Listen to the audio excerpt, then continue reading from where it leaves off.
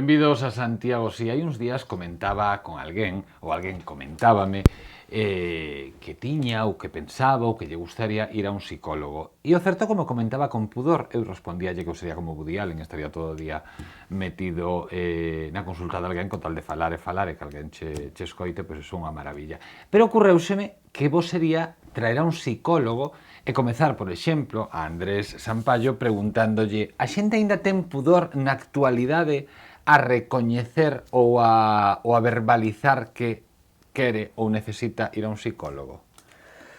Pois sí, todavía hai moito pudor, depende do caso, lóxicamente, non? Pero, home, hai que entender que hai moito estigma social todavía relacionado... Aínda?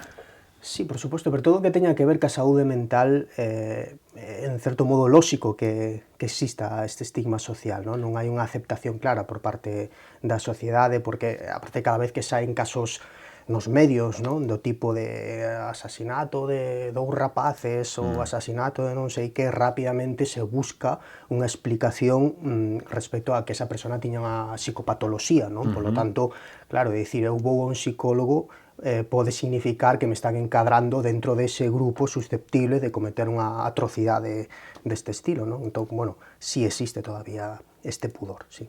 O que pasa é que ti, por exemplo, chame moito a atención, ti escribes, non sei se unha vez a semana ou Bueno, cada... sí, cada 15 días. Cada 15 días máis ou menos en El Correo Gallego ten unha columna que se chama El psicólogo cuenta, parece casi un consultorio, non? El psicólogo cuenta.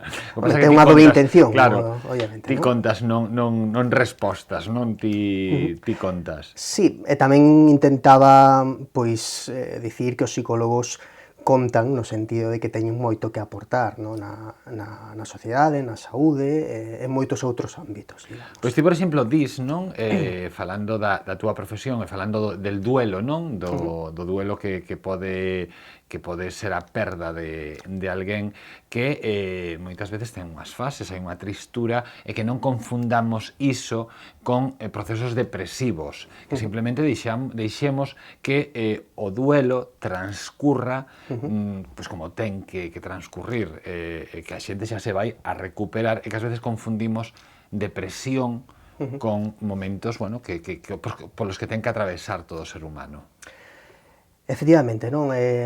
O duelo, un dos grandes problemas que eu sempre lle achaco tanto a psiquiatría como a psicoloxía é intentar delimitar tanto as etapas ou os procesos polos que pasan as persoas cando se enfrentan a situacións estresantes ou potencialmente desadaptativas como pode ser a pérdida dunha persona, non? Dicir que o duelo dura 1 ano ou 2 anos, que as etapas son estas, está como todo tan ben delimitado respecto a tantos meses cunha etapa de negación, logo hai unha etapa de aceptación... Sí, bueno, hai unhas fases, unhas fases do duelo. Hai unhas fases, pero unhas fases que non sempre ocorren da mesma maneira en todas as persoas, nin se viven da mesma maneira en todas as persoas. Entón, intentar dar medicación psiquiátrica inicialmente para unha persona que está vivindo unha situación que é normal, de tristeza, porque acaba de perder a alguén, para intentar, pois, digamos, apartar canto antes esa tristeza, non me parece aceitado, non? Porque non é unha solución a iso ao problema desa persona. Hai unha sensación tamén na sociedade actual de intentar apartar canto antes todo o que é a parte emocional, digamos, non? Antes, por exemplo, cando morría unha persona estaban o que chamaban as plañideras, non? Que choraban e permitían esa expresión emocional. Que eran contratadas para Para desenvolver... permitir esa especie de catarsis, non? Respecto ao desafogo emocional, non? Hoxe facemos exactamente todo o contrario. Nun hospital morre unha persona e a xente que está ali, os familiares, a xente que padece o dor pola persona perdida, o que se lle dá rapidamente lorazepam, bueno, alprazolam, un ansiolítico, bloquea rapidamente... Bloquea esa emoción. Efectivamente, non? E iso, en realidade, non é sano a nivel da saúde mental, non? Porque hai que permitir esa expresión emocional. Unha cousa distinta, obviamente, é andar soportando a dor porque sí, naturalmente, non? Igual que ten un dolor de cabeza, unha dor de cabeza e toma un ibuprofeno, un paracetamol para que lle pase, non? Pero a expresión emocional en sí mesma non hai por que apartala ou por que reprimila. Ti falabas respecto a outra historia, dicías algo así, algo parecido a a sociedade pode levarnos a unha situación X, non? Como que a sociedade pode ser culpable, entre comillamos, non? De certos comportamentos, decisións ou finais, non? De algunha xente. Eu queria darlle a volta a todo isto falábamos das emocións, de bloquear emocións. Hoxe en día teño a sensación, unha sensación particular, que estamos excesivamente acostumados ás grandes traxedias ou as grandes traxedias mediáticas. Refírome, se puidéramos coller unha hemeroteca do último mes, pois atoparíamos que un día pois quedamos sorprendidos ou quedamos destrozados por un accidente X que morreron X persoas. Outro día había un neno morto nunha praia e esa foto pois removeunos a conciencia. Os 4 días un señor aparece morto cunhas circunstancias X. Os 3 ou 4 días máis tarde unha muller é asasinada pola súa parella ou un pai mata os seus fillos.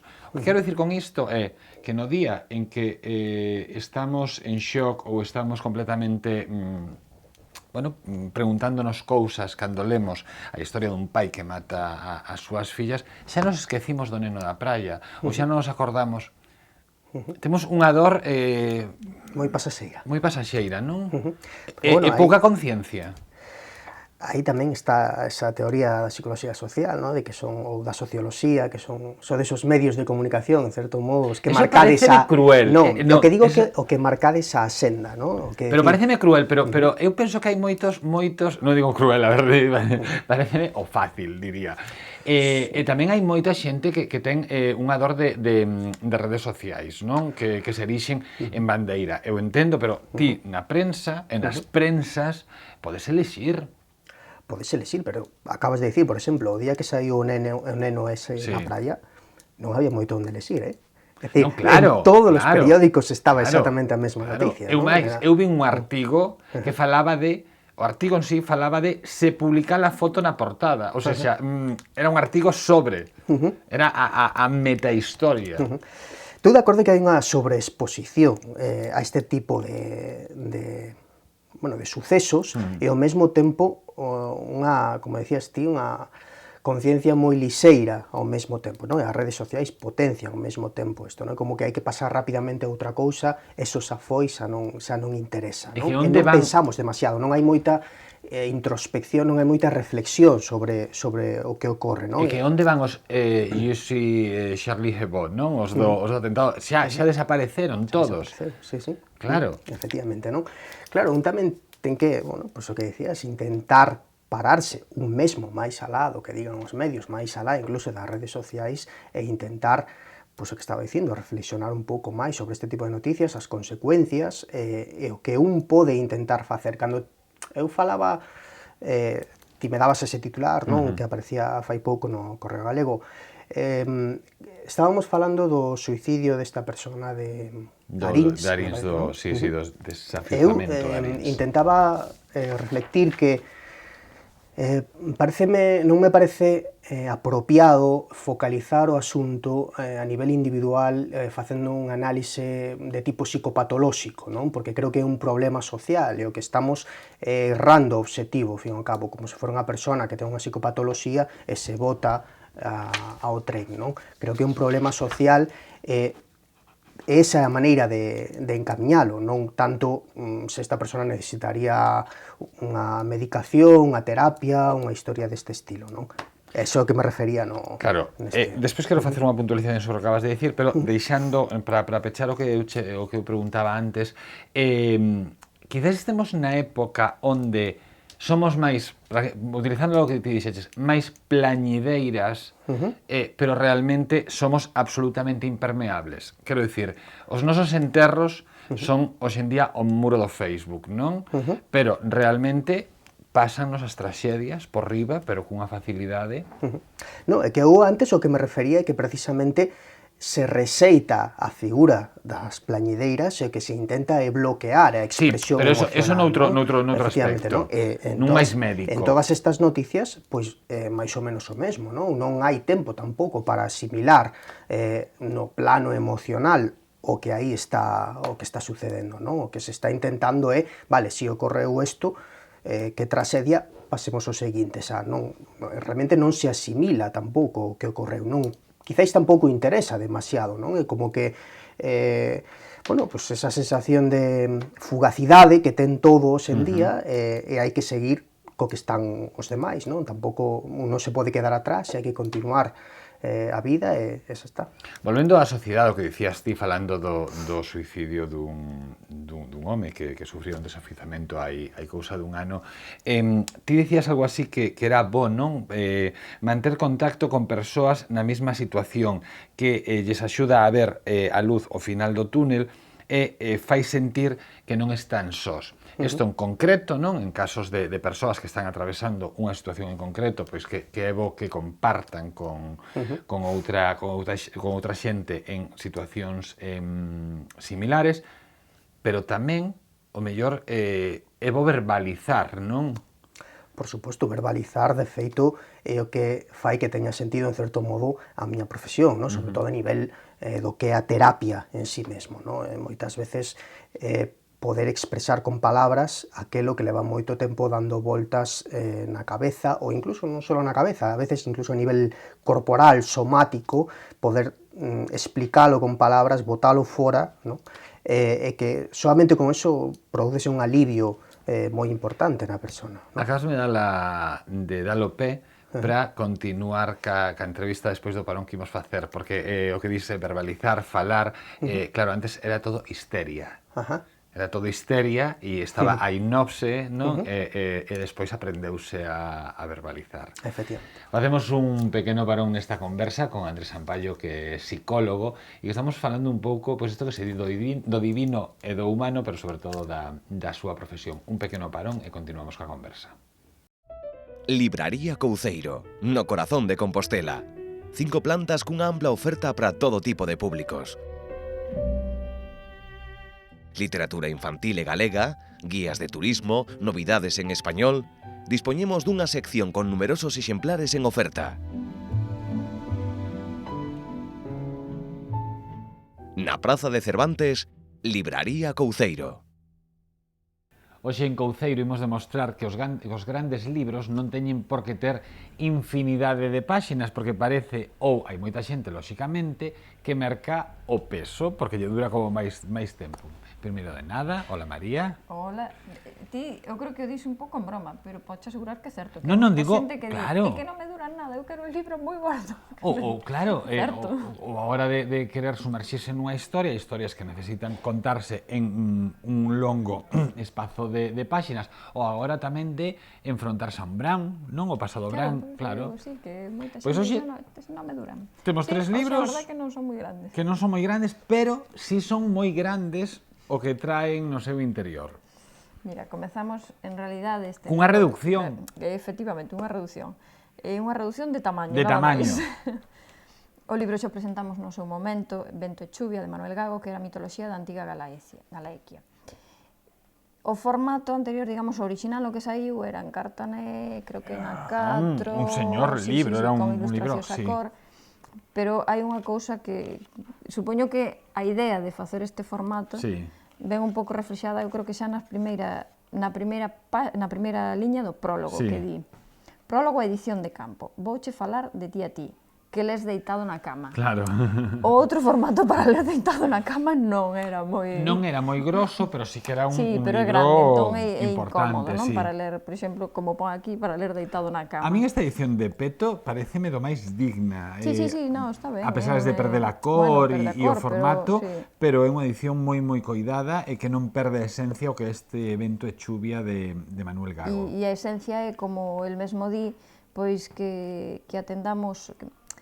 que Galicia ainda é un país no que podemos descubrir cousas do pasado que as podemos palpar, que podemos escoitar os nosos avós, os nosos ancestros aínda, e escoitar, narrar moitas destas cousas, e el o que fixo foi, ao longo de moitos anos, pois recoller eso que iba escoitando, o que iba lendo, o que iba tendo por aí, pois da nosa mitoloxía. E a verdade é que é moi sorprendente que a maioría de nós, ou, bueno, falo por min, ás veces falando dun, pensas que a maioría, pero bueno, que a maioría dos deuses, seres dos que fala, que fala aí, non, eu non escoitara falar deles na vida, e son moi sorprendentes. Quizá o mellor si escoitaches, si o lees, igual escoitaches si a historia, pero non o mellor identificado con ese nome. Efectivamente.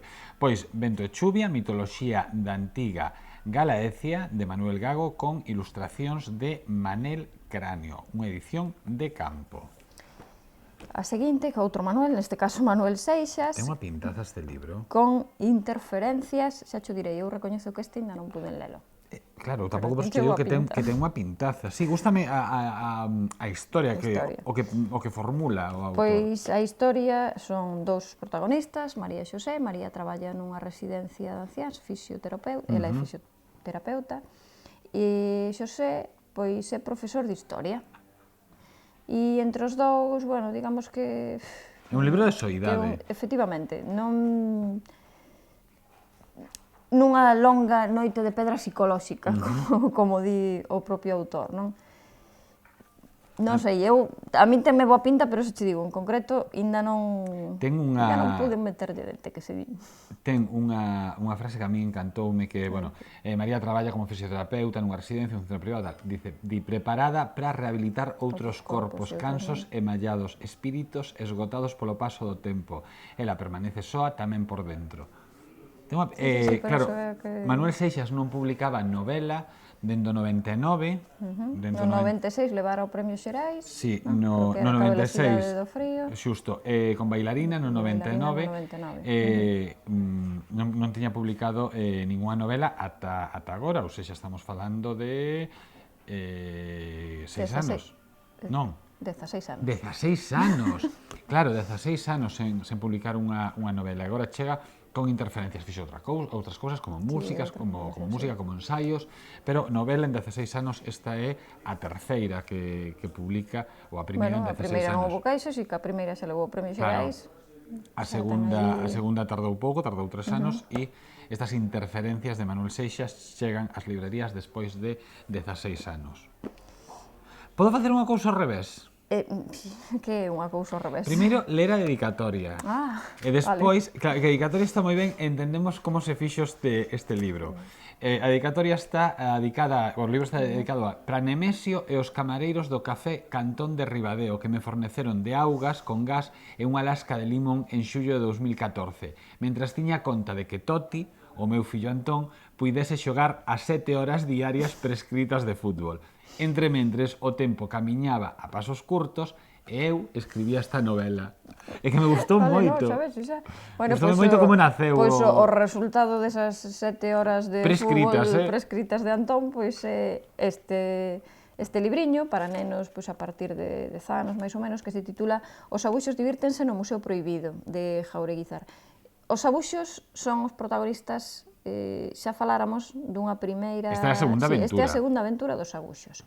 Neste caso, atópanse aí con un montón de cousas así, digamos un escondite secreto, no que atopan unha chea de cousas que resulta ser un museo prohibido. Eles non saben que non se pode entrar ali. Pero a cuestión é que non deberían, porque xa non deberían ter entrado. Claro.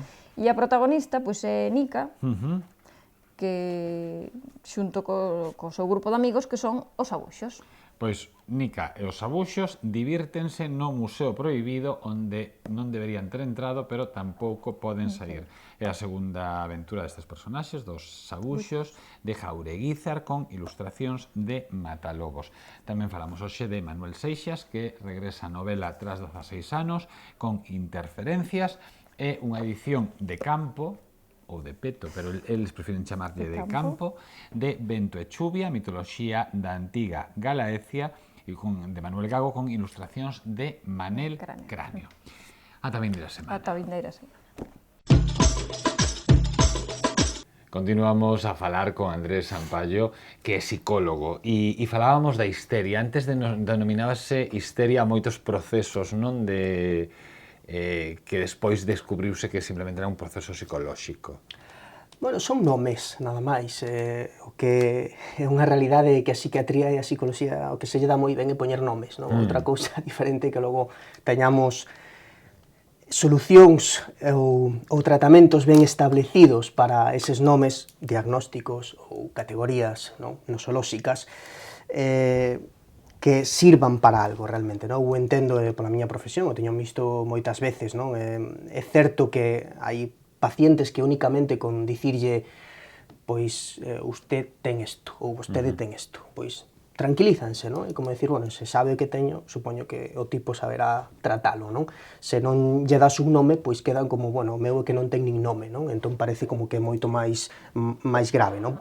Porque eu non son partidario de facer diagnósticos, non? É unha cuestión que penso que é máis perxudicial que beneficiosa, o que fai moitas veces crear unha especie de anatema, unha condena respecto á persona, dicindo, bueno, unha enfermidade mental que como que un se mete un pouco en internet e indague na Wikipedia ou cosas así, pois parece que ten que moito Que perigo. é moito máis grave e ten unhas consecuencias terribles, non? Entón, bueno, intento simplemente, sobre todo, facerlle ver que é máis importante facer unha análise funcional da conducta do que está ocorrendo e a partir de aí intentar poñerlle solución a eso que está ocorrendo máis alá do nome, non? Pero, volvo a dicir, entendo que hai xente que, ou pacientes que o nome ou a categoría na que os inclues pois lle dá unha tranquilidade, non? Ti hai pouco escribías outro artigo nesta sección que se chama El psicólogo cuenta en El Correo Gallego, outro artigo sobre a asertividade. Era moi divertido porque dicías que unha cousa é ser asertivo e outra cousa é facer o que un lle dé a gana e decirlle a xente. Bueno, el poñía un exemplo como chegar a casa e decirlle a túa parella que gordo ou que gorda estás, non? Sin ter necesidade, non? De facer dano. Pero eu quería, falaba deste tema así como un pouco de introducción, pero a mí sempre me chamou a atención porque ao final o psicólogo é unha persoa, non dubido da profesionalidade do psicólogo, pero unha persoa. Entón, supoño que haberá algúns casos ou algúns pacientes ou doentes cos que sintas o mellor unha empatía, non? Non sei ata que punto é bo, non é bo, hai ferramentas para bloquealo, claro, porque ao final somos persoas, e insisto, non? E podes verte reflexado, ou podes sentir pena, ou ganas de axudar, non? E non manter esa postura que se supón máis... Fría. Máis fría, sí. Ben, dependendo da corrente terapéutica, non? Pois isto se define dunha maneira ou outra, non? Precisamente, por exemplo, para os psicodinámicos, para as correntes psicoanalíticas, isto é ineludible. Isto significa que o que Freud chamou transferencia e contratransferencia, en certo modo, non? Non fai falta chamalo desa maneira porque parece como que ten unha connotación respecto a que hai unha, bueno, pois subsace en certo modo a figura do pai ou a nai ou a figura do fillo, non? En certo modo, pero Os temas típicos de Freud, non? sí, habitualmente, non? Pero bueno, sí é certo que esa empatía, esa relación terapéutica é vital para que a terapia vaya adiante dunha maneira positiva, non?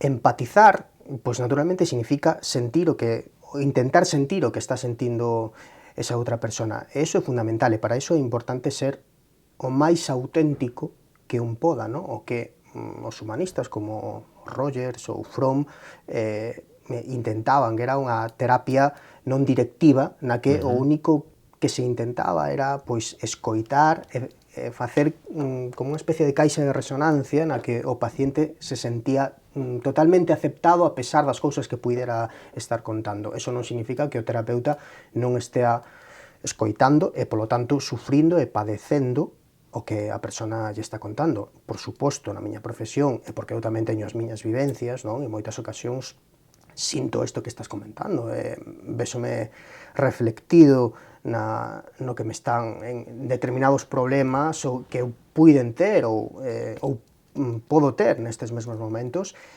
O que eu creo que é máis aceitado é ser, pois eso, coherente e auténtico ca persona que tes diante, non intentar ter unha actitude fría ou de disimulo, non? É dicir, bueno, pois isto que usted me está comentando, pois, isto que vostede me está comentando, pois eu tamén o sinto porque pasei fai pouco, mellor, por unha situación deste estilo, sen entrar a falar máis da miña vida que da vida da persona que está aí diante, non? Pero tampouco intentando esconder o que un é, basicamente. Porque aquilo de o psicólogo non pregunta, eu escoitar unha vez, non? Algo así como que o psicólogo vai preguntando en función do que o doente conta. Volvo a dicir, depende un pouco tamén da corriente terapéutica. E non solamente eso, non? Eu sempre digo, eu non me considero partidario dunha maneira fundamentalista de ninguna escola terapéutica, non? Creo que é moito máis importante... un pouco o mellor de cada unha, ou que a ti che parece mellor. Sí, intento sobre todo respetar a idiosincrasia da persoa que está aí diante. O psicoanálise, por exemplo, fai isto que comentas, non? A persona fala, e o analista escoita, nin sequera mirando aos ollos, non? No psicoanálise clásico, séntase no diván. Isto do diván, vale, sí.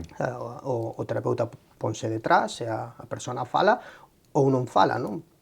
Claro, por exemplo, nun caso deste estilo, que non fala, pode chegar a ser incluso violento a situación, non? Naturalmente. Entón, claro, un non pode dicir, non, a miña escola é esta, a miña forma de facer as cousas é esta, e o paciente ten que adaptarse á miña forma de facer as cousas. Estamos falando de persoas, estamos falando de psicoloxía. A psicoloxía pretende, sobre todo, flexibilizar ese mundo ríxido que se creou o paciente. Se unha das cousas que pretende a psicoloxía ou o terapeuta é flexibilizar ese mundo, que non pode ser inflexible o terapeuta respecto a dicir, non, eu daqui non me movo, non? Vostede ten que falar, fale se a súa nai lle deu peito ou non lle deu peito, se non pode, non ten sentido para min facer isto. Igual que, obviamente, se a persona o que quere falar, como decía antes, o terapeuta ten que ter unha actitude máis de escoitar, polo menos ao principio, non? Pois tens que facelo así, non podes ter unha actitude directiva moi típica, por exemplo, de outro tipo de correntes, como a cognitiva conductual, que intenta un pouco marcarlle a persona, tens que facer isto, tens que facer outro, tens que facer outro. Bueno, a persona, ese paciente, o mellor único que quere de momento é pois un pouco verbalizar todo eso que leva tanto tempo guardado, e o terapeuta o que debe é, sobre todo, escoitar, basicamente. Dúas cousas que estamos xa case fora de tempo. Temor a perder, medo a perder. É unha das máximas dos doentes dos psicólogos de hoxe en día. Medo a perder mil cousas, dende o traballo, ata perder a saúde mental, ata perder... Eu creo que isto forma un pouco parte tamén do que comentábamos antes da fugacidade, dun ritmo de vida moi acelerado, non? No que un, sobre todo, vive máis pendente pois precisamente do que pode perder que de disfrutar o momento no que está, non? Isto crea esas anticipacións catastróficas, eses estados de ansiedade, depresivos, sobre todo cando un entra nesa espiral de incontrolabilidade, non? Porque esa aspiración a querer telo todo controlado, un traballo, unha muller, os fillos, o único que pode chegar a provocar son obsesións, basicamente, e as obsesións acaban desembocando en trastornos de ansiedade, lóxicamente, porque non é posible ter todo iso controlado, é completamente imposible, un ten que aceptar un grado de incontrolabilidade sobre a vida que está vivindo e, sobre todo, volvo a dicir, vivir máis o momento e disfrutar eso que un está vivindo. E xa por último, o cine, unha ferramenta. Gustoume moito ese descubrimento que fixeches hai pouco, non sei se pouco ou hai moito, pero bueno, que escribiches hai pouco falando do bouso que pode ter o cine e que incluso pode crear conexións entre o psicólogo e o doente, non? O paciente. Sí. Sí, bueno, non é un descubrimento meu, No, por suposto, non. Dende fai moito tempo se utiliza pero que ti víaslle como moitas posibilidades. Sí, por suposto, o cine, igual que a música, igual que outras disciplinas, non? Cando antes falaba do importante que é establecer eso que se chama o vínculo terapéutico, a relación, a alianza terapéutica, pois me refiro tamén a poder atopar un terreno común con esa persona que está diante.